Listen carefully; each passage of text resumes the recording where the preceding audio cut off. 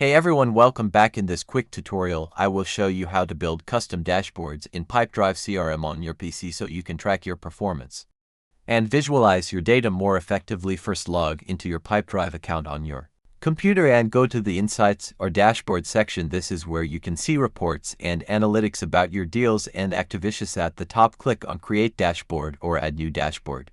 Then give your dashboard a name based on what you want to track, like sales, performance, team activity, or revenue overview. Now you can start adding widgets or reports to your dashboard. Click on Add Report and choose the type of data you want, such as deals won, deals lost, revenue, or activities completed. You can customize each report by setting filters, time periods, and conditions to match exactly what you need to see. Once your reports are added, you can drag and arrange them on your dashboard to organize everything in a clear and simple layout. Building custom dashboards helps you quickly understand your progress, make better decisions, and keep track of important data in one place. And that is it. Now you know how to build custom dashboards in Pipedrive CRM on PC. Make sure to like and subscribe for more quick tutorials.